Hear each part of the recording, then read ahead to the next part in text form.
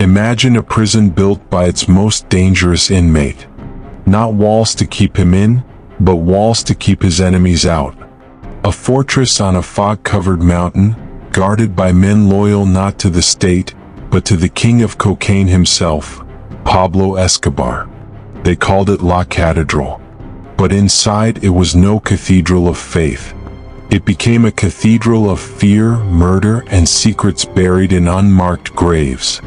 Tonight, we step inside those crumbling walls to uncover the untold story of how Pablo Escobar turned prison into power and walked out a free man while an entire nation burned. In the late 1980s, Pablo Escobar was not just a criminal, he was a king. His Medellin cartel controlled over 80% of the world's cocaine, and every gram smuggled to Miami and beyond made him richer, deadlier, and more untouchable. Yet to many in Medellin's poorest neighborhoods, Escobar was a saint. He built housing projects, soccer fields, and hospitals. He gave money to the poor, and they loved him for it. But beneath that Robin Hood mask, blood ran like rivers. Escobar's empire was built on terror. Car bombs in crowded cities, assassinated judges and journalists, even the bombing of Avianca Flight 203 in 1989. A commercial airliner blown out of the sky, killing 107 innocent people, just to kill one man who wasn't even on board. Across Colombia, fear became a way of life. Every morning, families wondered if a loved one would come home at night. And in Washington, D.C., Escobar became enemy number one.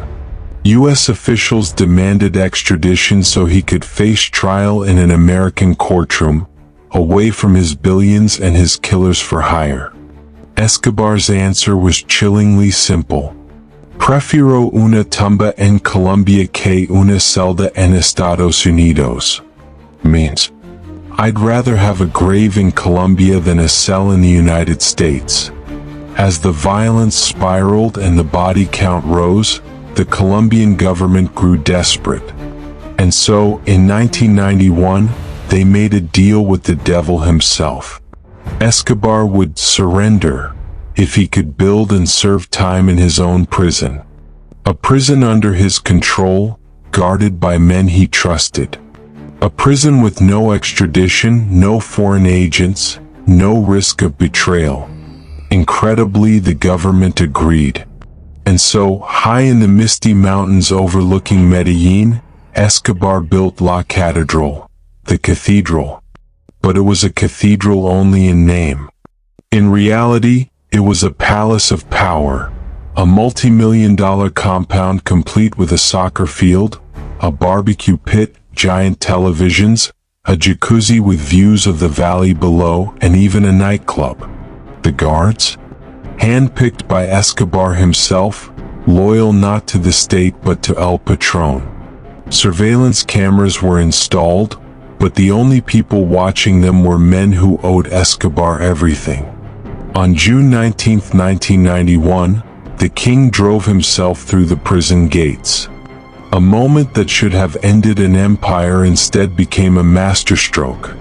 Escobar had turned prison into sanctuary. From inside La Catedral, business never stopped. Associates came and went as if visiting a boss in his mountain villa. Trucks rolled up the winding road at night, cargo unknown. Cartel meetings took place in broad daylight. And beyond the walls, the Medellin cartel kept flooding the world with cocaine, violence, and fear. It was the perfect disguise. On paper, Escobar was a prisoner. In reality, he was safer and more powerful than ever. Then whispers began to circulate, not just about luxury but about horror. Stories of windowless rooms where men were tortured, of enemies summoned to the prison who never returned, of blood spilled on stone floors later washed clean. Locals spoke of midnight screams carried down the mountain by the fog. The most chilling story was about two men, Fernando Galeano and Gerardo Moncada, once trusted lieutenants in the cartel. Escobar believed they were skimming millions off the top. Summoned to La Catedral to explain themselves, they arrived hoping to clear their names. Instead, they were beaten, tortured, and murdered inside Escobar's cell. Their bodies were burned, dismembered, and scattered on the mountain so completely that nothing was ever found. Even for the Colombian government, this was a step too far. The truth of La Catedral was undeniable. It wasn't a prison. It was Escobar's private kingdom, and people were dying inside. In July 1992, the government decided to act. Plans were made to move Escobar to a real prison, one under state control, far from Medellin. But word reached Escobar before the soldiers did. On the night of July 22, 1992, troops surrounded La Catedral, ready to storm it and finally bring the king to heel. But when they breached the gates, they found only emptiness, discarded uniforms, uneaten meals, and silence echoing through empty halls. Pablo Escobar had escaped. No alarms had sounded. Guards claimed they were overpowered. Some said he simply walked out through a back exit, slipping into the fog. Others whispered of secret tunnels, carved into the rock beneath La Catedral, known only to Escobar and his most loyal men. However it happened, the result was the same. The most dangerous man in the world vanished into the mountains he knew so well. And the real terror had only just begun. Escobar's escape unleashed a new wave of horror on Colombia. Determined to avoid extradition, he struck back with bombings, kidnappings, and assassinations. Judges were killed at home. Police stations were reduced to rubble.